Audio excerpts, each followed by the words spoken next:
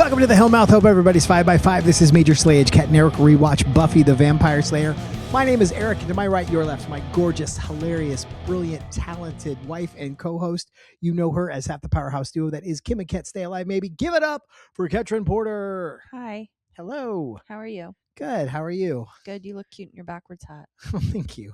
This is what you call my little boy look. Mm-hmm. I'm clinging to that youth like with my fingernails. We're here to talk about Buffy the Vampire Slayer Season 4, Episode 3, The Harsh Light of Day. What'd you think of this one? Man, back to back. They're just really trying to rile me up. Yeah. Have you recovered from your Kathy adventure? I have not. And now I'm on a whole new rage train. I switched trains at the station. Now I'm on this train. Okay. Well, but I'm still going. Well, as I mentioned in our watch along, we watch the episode and talk over it on Patreon for $5. At least your anguish is entertaining, because last episode was very fun to watch you go on the emotional roller coaster that was rooming with Kathy. I'm ready to murder again. All right. Before we get into it, did you bring a spell? I did. All right. I also brought a marital grievance. I didn't ask about a marital grievance. Ladies, this spell is for you. And it's a little different than the other spells I've shared. This spell is about decentering men. Decenter them. So I'm going to send Buffy, Harmony, Anya, and Willow, she'll thank me later, into the woods to just go commune with other women under a full moon. Just leave all the men in your life behind and just bond with each other, talk with each other, sync up your cycles, and then come back once you've recalibrated and told all the men on this planet to fuck the fuck off. All right, we'll see you next week. Would you like to hear about my marital grievance as well? No. Well, I'm going to tell you. This episode brought up an issue with sheets that triggered me. You said you were going to do this. And I need to talk about it. So Eric and I have been sleeping in the same bed for 17 years. 17 years almost to the day at the time that we didn't start sleeping in the same bed right away, but... Decenter men. They interrupt you and they don't get the point of what you're saying. They just argue about semantics. So go run into the woods under a full moon and decenter I'm always men. up for some antics. Oh my God.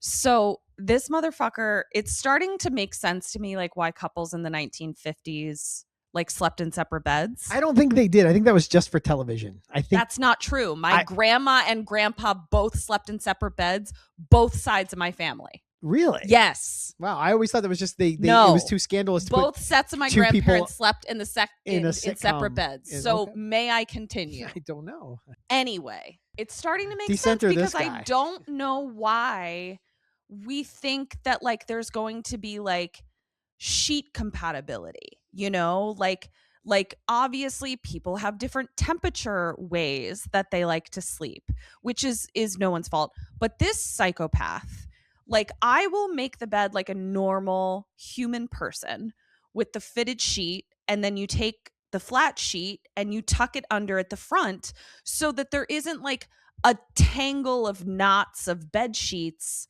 throughout the night where someone is just thrashing about with absolutely nothing holding them down.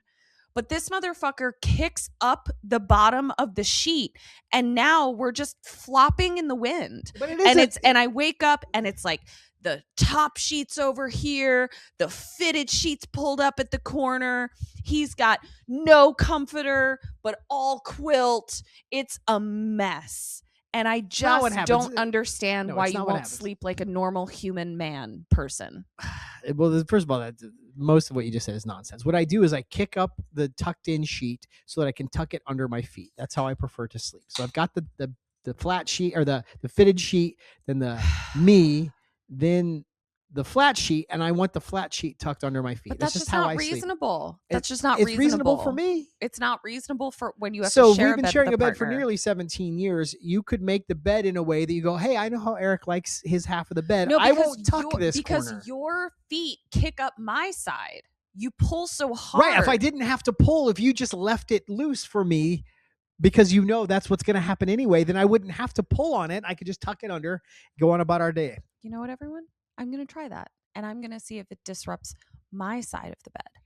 My hypothesis is that it shall. Decenter men. Okay. Anyway, what else are we doing today? Was that it? Oh, who cares? We've done the spell. The hot take, the spell, the marital grievance, all of it. Business. Save the business. Okay. We'll do a business at the end. Okay. Let's we're party up front, business in the rear. We're a reverse mullet. Okay. I loved this episode. I thought it was so fun. It was so brisk. It was so Buffy. It was like when it was over, I was kind of like, wow, that went by really fast. I had about like 16 great lines. Oh my God. So many good lines, so many good outfits. It was very punchy. Yeah. We're going to have a yearbook committee is going to have a lot of decisions to make at the end of this one, but let's not drag it out. Let's go ahead and jump in. What do you say? So Oz is playing at the Bronze, and the thing is, Devon's a mess. Devon is a cuckoo banana brain, but he's got a great voice. Oh, and yeah, I like his the music. band. And I'll have you know, in the watch along, Ketryn passed the test. We get to stay married because Oz is playing a very specific shape of guitar, and I own one of these guitars. And I quizzed Ketryn, and with a little bit of prompting, she correctly identified that it was a warlock. I knew it began with a W. I just had to get there. We'll talk about Devon's outfit, but as Eric said in the watch along, it looked like he just picked up 2 articles of clothing from the floor of the chick that he was banging. Yeah, he grabbed some girl's clothes on the way out the door because they do not fit. The thing is like Eric loves to, like, you have some women's articles of clothing. I do. A jacket. These are women's shoes. Like I love pink belt. I love that, but there are times where I'm like, I'm not discouraging you from expressing yourself, but I am saying that there are certain cuts that are just not clothes that fit you. Flattering, right? Yeah. So it's like sometimes like women's jackets, they like cut in a way that are definitely like for a woman's body that are not going to do what he wants it to do. Or like the sleeves are too short, though you never have that problem with too short sleeves. Yeah, my arms are short, so I'm a genetic freak. Devon needed a me to just be like, buddy, I love that you're expressing yourself. And ironically, please don't be Chris Farley. That guy in a little coat. Ironically, you're wearing one of my shirts right now. Yes. So a couple that clothes swaps. Yeah. I don't have the rest of the rhyme.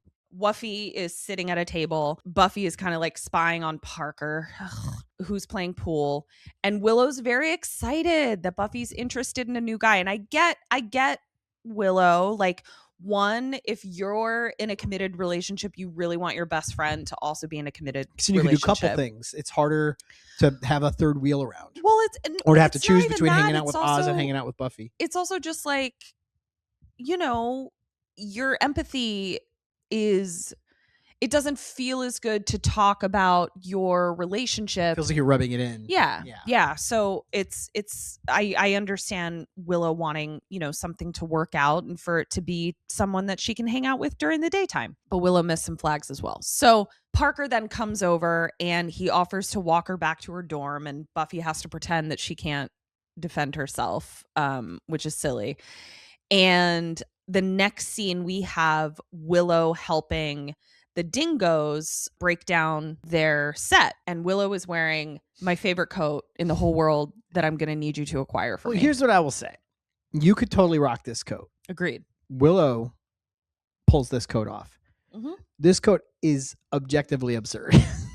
What's absurd about it? Well, it's a goofy wizard coat. For this climate, you don't need that much wool. No, the climate is that, yes, I take umbrage with the fact that she's wearing it in the current climate. A friend that they recognize comes up. It's Harmony from high school, who's all nice to Willow. Last time we saw her, first she was nice to Willow, getting her to sign her yearbook, but then we saw her get vamped during the big snake mayor fight. And here she is vamping out, and she bites Willow. Yeah, she goes right in. It was a hell of a cold open. Yeah.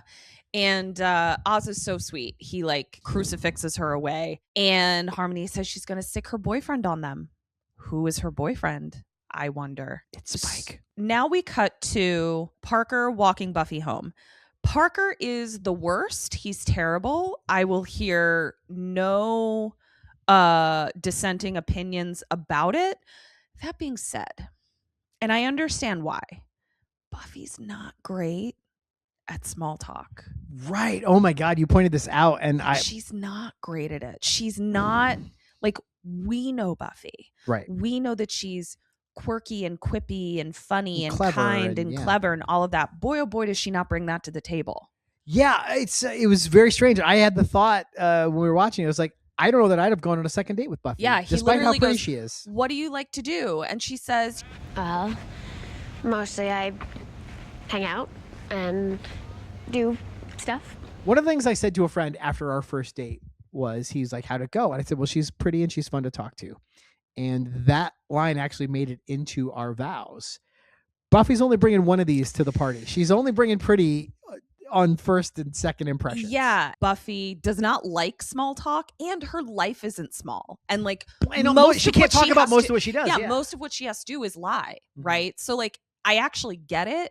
It's just sort of like, and what's interesting is this. Yeah, it's some people are, small talk is a skill, and I don't think everyone has it. And I related to this too, because it's like, lately my life is RuPaul's Drag Race, this show, Kim and Ket Stay Alive, and then this other video project that I'm involved in. And that's literally all I do. Mm-hmm. So like, I don't really do much with hobbies or leisure time or go do anything. I have fun. I enjoy all of these projects, but I literally don't do anything else. Except I'm allowed to talk about my projects. Right. Imagine if this was like a secret destiny and I wasn't allowed to say what I was spending my time on. Right. I would have nothing to say. Yeah. Okay. So and my band. Fuck, I'm so busy. Yeah. Kill me. Parker also notices her scar from when Angel bit her. So at this point in the episode, we went on an extended rant about how we didn't see the scar in the previous episode. But during editing, I went back and looked, and it's subtle, but it's definitely there. It's very subtle. So we're going to cut all that and rejoin the episode in progress. So we start talking about how his dumb dad died last year.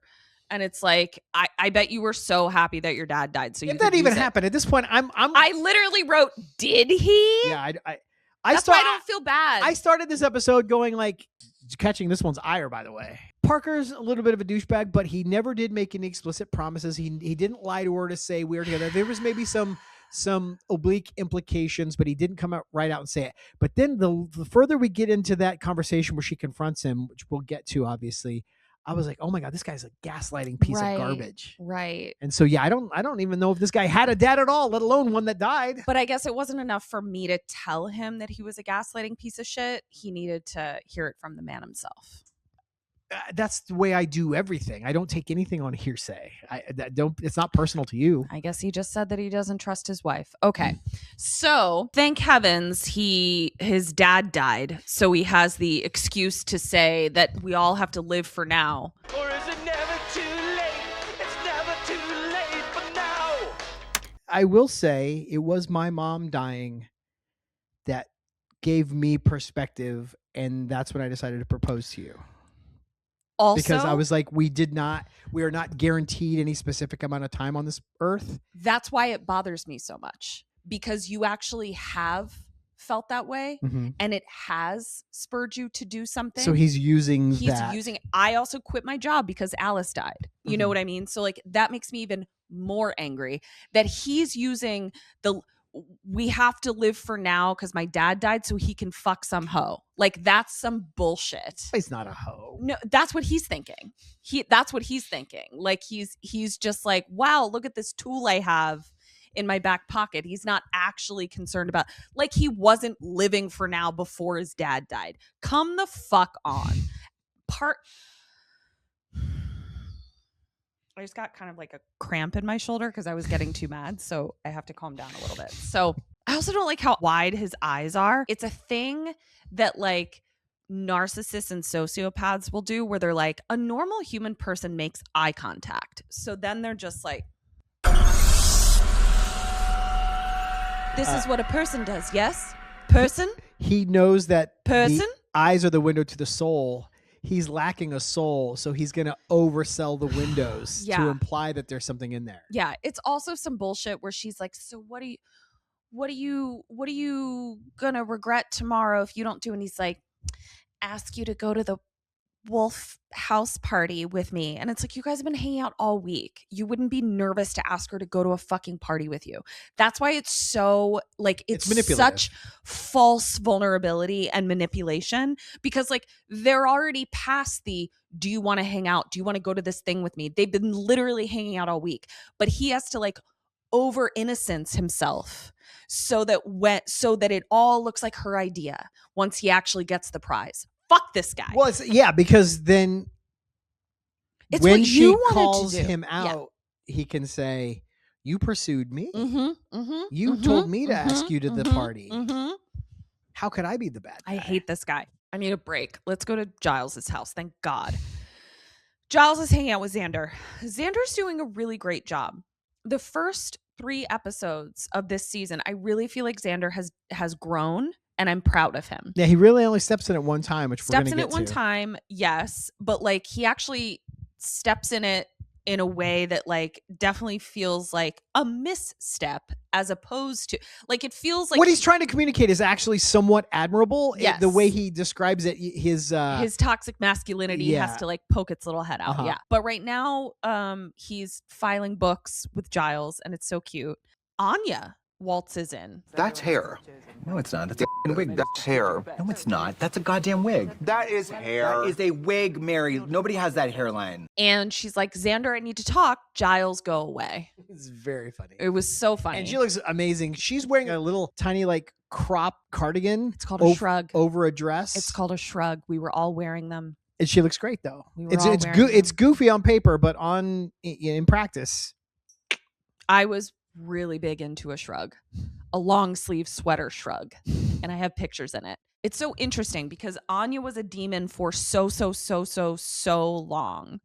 At this point in the show, we have not established that she started as a human and then became a demon. Spoiler alert, Mom. She at one point was a human, but it was so long ago, like literally like living in the hills, Bronze Age time. Also, I'm realizing now like relationship dynamics were different at that time. So like this really is a completely different language. Oh yeah, no, this was the basically the biggest barbarian who could bonk you over the head and drag you back to his hut. Yeah, got to claim you. Yeah, and it was also like there was no courting. Yeah, and it was also like, oh, we've made eye contact. We shall be wed because we're all gonna be dead in 9 months. Exactly. Yeah. So. And then she spent so much time as a demon where her only interaction with relationships was like the dysfunctional part of it, where she then had to murder someone, which is like, you know, sometimes you got to murder a dude. I don't imagine she was strictly in the murder business. And I'm still in the murder business. I think she probably came up with lots of really creative, inventive ways to torture men that did not murder them, but made their lives a living hell. Like in proportion to the grief that they caused the women who summoned her. Isn't that beautiful? I still think you'd make an amazing vengeance demon. Do you really mean that? I do. You really think that? I do. That's really sweet. You think I'd be like creative and good at it? Oh, you'd be amazing at it. And you'd come home satisfied every day from work. I would. I'd be so happy in my job. I'm like tearing up a little bit. I'd be so good at it. Oh, that was really sweet, hun. I'm going to recenter you in my life. But her deal is basically like, what are we? What's our relationship? And Xander's like, I haven't seen you in months, and we went out one time. I don't know what's going on. And he's like, and you did spend a millennia as a men-hating vengeance demon or something like that. And he's like, which I admit is as much my problem as it is yours. Which he like takes responsibility, like for, you know, we do put ourselves in a position of deserving vengeance often. He's sort of like, we gotta take it slow. Like, he's actually not a dick to her. It has to happen organically. It can't be. Yeah, we've gone out once and now we have a set schedule with no spontaneity. He's like, this thing has to develop. Yeah, so it was sweet. Outside of Buffy's dorm room, there's an extra who has just learned to walk. And it's unfortunate because that would be so embarrassing if like, oh my God, I have to take my first steps and they're on camera. Like, that's so embarrassing. Just imagine, like, you're so excited you got a network show on your reel. Yeah. And you can't use the footage because you look like an alien. Footage. You look insane. Waz is there to be like, I got bitten by a puppy that we used to go to high school with that's very pale. And so she doesn't get to, or she does kiss Parker outside her door or whatever, but then has to They're make about to kiss yeah. and they walk up. And then has to like make an excuse, whatever. Willow is giving her the rundown, being like, yeah, like she says she has a boyfriend and her boyfriend is going to come get us or whatever. They reflect on the fact that like she always lied about having a boyfriend in high school. But I do have a boyfriend. Oh, you do? Oh, that's wonderful, Jan. What's his name? George Glass. George Glass. We also learned that she used to date Devin, the lead singer of Oz's band, and Devin thought she was flaky. That's concerning. That's really concerning. And then we see that her boyfriend is Spike. Yay! Which I understand the need for the credits, but had we not seen Emma Caulfield and James Marsters in the credits, these reveals would have been so much more fun. But because we're watching it, we kind of see it coming. I agree. Yeah. Spike's on a mission. So he's got a few minions. Another Brit with him. It's the crypt. The radar soundings are clear. The walls are thinnest here at the bottom. We have to tunnel from underneath. British people be like, think it through, bruv. British people be like, you've got something in your teeth. British people wake up in a bathtub full of ice with their kidneys gone, be like, right, it's all this then. They're doing some tunneling, some tunnel work. They're looking for something. And you said at one point that Sunnydale is like Super Mario Brothers because everyone's like popping underground through all these like tunnels and pipes. And it really is. You find Harmony really cute and sweet, which concerns me because I found her really annoying and demanding and incorrigible. And you really liked her and you really like me. But like, I don't think I like, am I really like Harmony? Am I like I ain't saying shit. Motherfucker, speak up. No, you got a lot to say. Well, now all of a sudden you're quiet, bitch. All right. Well, since you asked, you are pretty demanding. You are a little spoiled. You do want things your way. I made the mistake once in couples counseling years and years and years ago of saying, I find your like bratty princess act a little sexy. And I wanted to immediately stuff those words back in my mouth. But so, like, I don't. You're not an airhead and you're not vapid, but when you want something, you pout. You carry on. Carry on. You are. I saw a meme today or a GIF of that movie. It's a GIF, you monster. Oh no, it is GIF. Cut that. That's staying in. Of that movie. What's the one where Leonardo DiCaprio gets The Revenant? Butt fucked by a bear or whatever. The Revenant. I'm saying the word The Revenant. He's like climbing around on the ground and groaning and stuff. And it says, my wife, when I'm not there to get a drink for her. I was like, well, that I learned from my mom. That's not even my fault. Your mom is also a harmonious princess. Spike is very goal driven right now. So is Harmony. Their goals are different. Yeah, she wants to go to France and he wants to get into a crypt to grab a thing. Yeah. Well, she also wants him to kill Willow for not letting Willow not letting her bite her, I guess. Right. And she has a whole script that she wants him to. I guess I am a little like Harmony. And she also wants to go out to eat, which I also want to go out to eat. You also want to go to France. I do also want to go to France. Also, there is a little restaurant that I would like to go to for brunch that is called Little Ripper. It's right in our neighborhood. We can walk to it. Okay. And I just wrote, Spike is so manipulatable. He's super pissed at her and she turns on the sexual wiles and he's immediately a puppy dog. Well, I don't think it's specific to Spike.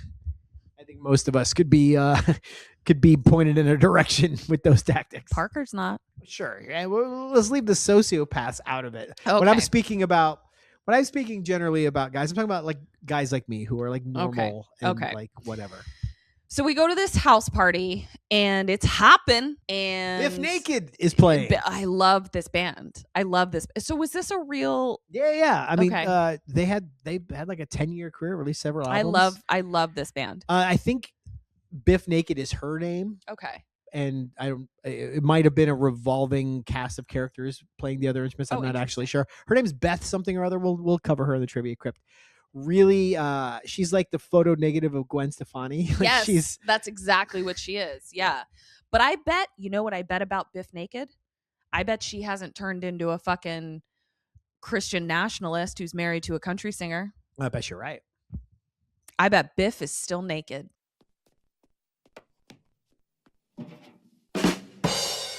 Barker runs into Sparmony at the party.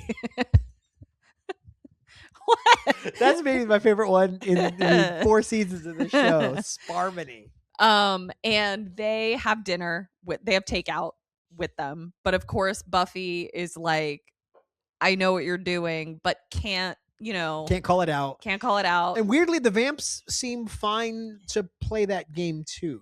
Which I kind of loved. Their weekend at Bernie'sing, their takeout out of the party. Yeah. But he's got a big gnarly wound bleeding from his neck. Parker sees none of it. Yeah. They do bolt, just to get away from the Slayer. Buffy goes after them. She's like, what, did Drew dump you again? And Spike says, what if I dumped her? And there's Harmony going, she left him for a fungus demon. It's all he can talk about. Which I just love. But then Harmony pulls at Eric and spoils the surprise. She's like, and when we get the gem of Amara, you're going to be sorry. And it's like, Spike's like, Spike and I have never been so aligned in like his eye roll where it felt like his retinas were going to detach. And I felt that so deeply. Eric desperately doesn't want to be thought of as like a secret spiller or a spoiler. I don't spoil important secrets. If someone gives me some information that I'm supposed to hold on to, I'm a lockbox. Like when it's important, emotional, private, personal stuff. But TV shows, movies, or like I start wanting to try to give you your Christmas presents in October because I can't set on a secret. Yeah. But So, I'm just enthusiastic. He's the Harmony. I can live with that. And so Spike doesn't get to fight Buffy because he's got to like take Harmony home. She's going to blab the whole plan if he doesn't scuttle her out of there. So now we cut to poor Xander in his basement. And the thing is like, I think it's fun for teenage boys to live I had a friend in high school who moved to the basement. But again, he was one of like 7 kids. And rather than sharing a bunk bed with his little brother as an 18-year-old, he was like, I'm going to go live in the basement. It's a completely different thing when like his parents didn't charge him rent. Yeah. And you can't afford to go to college and your parents are going to pay for you to go to college. You try to travel around the country and that fails. They don't help you fix your car. You come back to live at your own house with your tail between your legs. They've usurped your room, turned it into something else, tell you that you have to go sleep down in the basement and pay rent, but also we're going to be traipsing through it to do our laundry. And or forcing you to like flip the laundry for like us. It's some straight up bullshit. What was in Xander's head when he purchased that disco ball? He thought, and I'm just going to be having dance parties down here. Did you what song was playing in Xander's head when he imagined all his friends he found it in the dumpster. I think he found it in the dumpster. But whatever the case. Yeah. What did he think was going to happen in his basement that required a disco ball? It's very cute. It's very sweet. So Anya comes in still needing clarification on what they are. And she feels that she could do that better naked. Well, what she says is like she needs to get him out of her brain. Right. So I need to scratch this itch. And I just went with your penis. Honey and girl, that's not. Boy, oh boy, does she look spectacular in this dress. She does. Yeah. I'm so sorry. I can tell you that it will never be possible for you to see me in a dress like that because that is made for one single body type and Emma Caulfield has it. Well, you wore a similar dress when I proposed to you, but that was many, many years ago. That was not a bias cut silk body clinging. It was silk and clingy. We'll put the picture right here. Xander is trying really hard. Like I'm proud of Xander here. He has the shitty line. But in general, he's like, hey, he's saying like, I don't know if I'm ready to just like have a one and done sexual exploit with you. You got to keep his sexual history in mind, which was a sort of a heat of the moment bang with Faith. Right. That was in the locker room. he probably was like, yeah, that was really cool. I mean, not that he was telling people, but like if he had been, yeah, that was really cool. But I don't think he felt confident, secure, good. Like, I don't think he felt. I think that, and I think if that had been it, he probably could have healed. But the second encounter with Faith is where she threw him down against his will, assaulted him, and then tried to murder him before yeah. Angel showed up, did his Sammy Sosa impression. Yeah, it was pretty fucked up. And so like, I think Xander is trying to go like, hey, I have a little trauma around this, but he's still raised in the society and in the house that he is. Mm-hmm. So he then immediately feels like less of a man. That's such a good point. I'm sure he picked up a lot of this shit from his dad. Oh, of course like he did. I just had never like of pondered it. Of course he did. Because that is the internal fight within Xander. Who he actually is versus what he learned from his dad. Mm-hmm.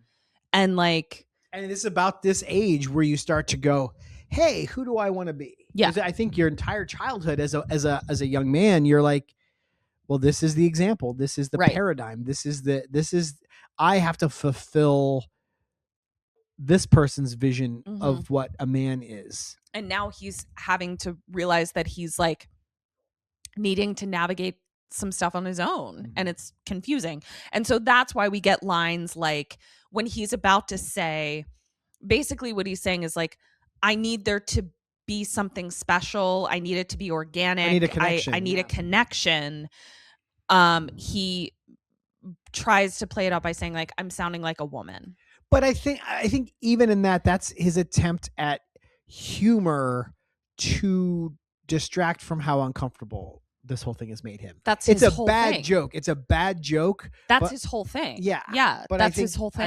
I don't think this is actually like misogyny. I think this is him trying to take the piss out of himself a little bit. Agreed. But he picks a bad way to do it. Right. But he always diverts to misogyny because I think that's what his dad diverts to, where you could get the same point across by saying like, rather than going, and I'm turning into a woman as I say this, going, you know, and I think I'm going to regret this. Like he doesn't have to make it about his divine feminine taking over. Right. He can make it about, you know. Yeah, because a dirty little secret, it's not just women who care about having a connection with their sexual partners. Exactly. And he actually even says, again, kind of makes a joke about it where he's like, you know, even this weird interaction, still more romantic than Faith.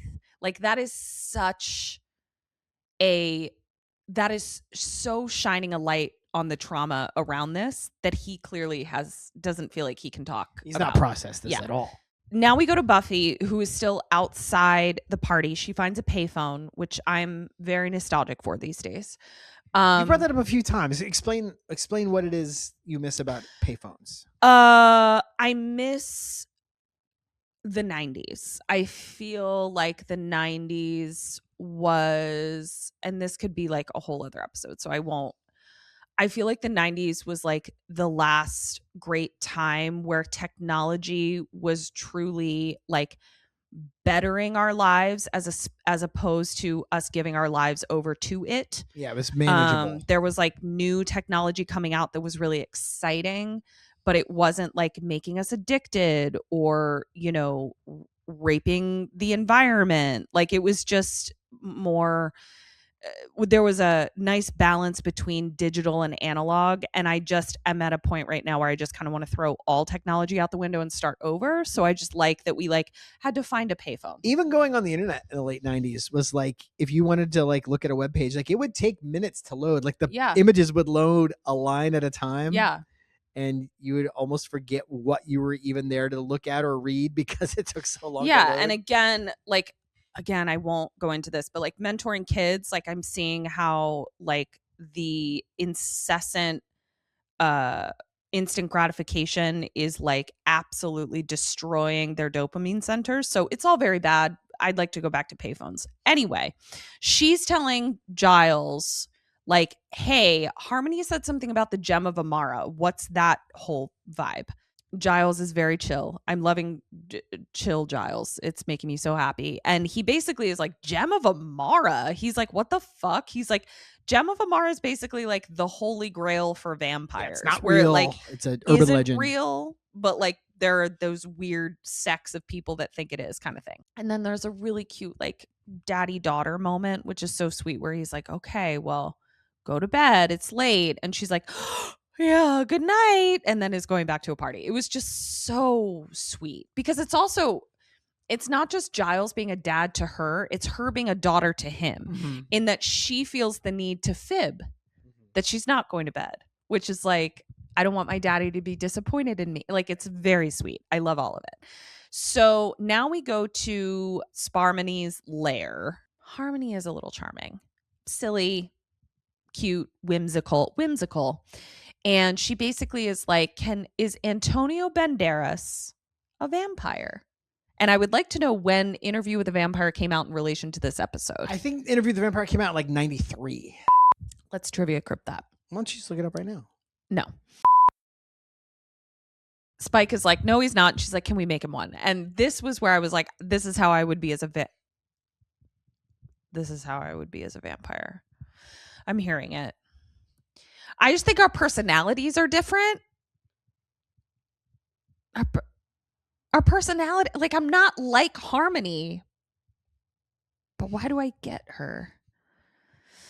I'm gonna have to unpack this. I've said all I'm gonna say. Okay, I just have I would in fact have a list of people as a vampire that I would want to turn into vampires or eat, and like I would have a very distinct list about it. She also wanted a stethoscope from a doctor. Oh no. I'm going to have to call my therapist. And I just wrote, Spike is so manipulatable and she is so incessant and incorrigible. If I'm Harmony, what does that make him? Manipulatable. You say I'm Spike. Who is manipulatable. I'm not nearly as angry as Spike. So she gets what she wants. He mounts her. Don't ever let me say that again. Yeah, she distracts him because he's getting agitated. And he's like, I'm trying to focus on the thing and the stuff. And she goes, but what about all these veins all over my boobs? And then he jumps on her and puts her knee up to her ear. And but also, can you believe that Dorcas was like not only a name, but a very common name? I had no idea. I thought she was just making fun of Drusilla. No, Dorcas was like an actual name. That exchange was very funny. Yeah, it was very cute. Now we go back to Wolf House. And listen, we've glossed over it a few times. What the fuck is Wolf House? You know what's so funny? That didn't even faze me. It's a frat. But why is it called Wolf House? Exactly. Wolf is not a letter in the Greek alphabet. I agree. I think I'm glossing over it because there was a frat at Johns Hopkins that we would party at called Wawa House. Right. We had a so I think it just gets a nickname. A frat on campus called Fiji, but that was Phi Gamma Delta. That's so not, Phi Gamma. You kind of see how they got there. You just never know. Like you just never know how a nickname comes about. You know what I mean? It's sort of like who starts football chants, right? Like you're over there whenever we visit Wales, we go to a football match. Everyone in the stadium knows. Oh, we're gonna sing this thing about one of our players to the tune of "Achy Breaky Heart." And we all are going to do it. And we all how does know that it. Start? Who decides on those and how do they catch on? It's wild. It's very strange. So Parker is playing Sad Boy. They're having a, slow song. And so Parker asks her to dance. And I love this song. This song was seared into my brain. And I actually always remember being like, oh, I love this song. I wish it wasn't wasted on fucking Parker. We are the lucky ones. Yeah, it's so good. I love it. And so now like they've stopped dancing and now he's like waxing poetic on the fucking couch. She's just falling for it hook, line, and sinker. And listen, I'm being very critical of Buffy falling for it. But the reason I'm critical of it is because like we all fell for it. It's just like hindsight is 2020. And when you're 42 watching an 18-year-old fall for it, you're just like, I guess you have to learn your own lesson. But it's so obvious. And he does the thing where he manipulates the conversation in a way that he will be able to frame Buffy as the pursuant. And that's fucked. It's super fucked. It's super manipulative. It's not a good faith conversation, you know? So like it's got the patina of seeking consent, but he's abusing that for his own ends. Much like he's abusing the dead dad story, where it's like there really are people who have been traumatized by loss that have a revelatory moment about it, and he's using that to manipulate someone to get them into bed. Like, fuck this guy. So now we go back to his room and they're doing it, and no knees up to the ears in this one. This is very slow and sensual and romantic. So while and the kissing's bad. Yeah. Tony and Dave from All Bronze, they hipped me to the lame kissing in the show. And now I kind of... I'm not there yet. But Giles is researching... So we have to stop talking about it? No, I'm just saying, like, I think she's a really good kisser. I think season 1, her and Angel kissing was very hot.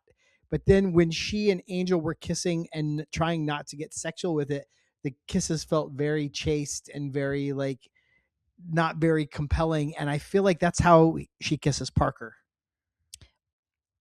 Like, but I feel like that's character driven.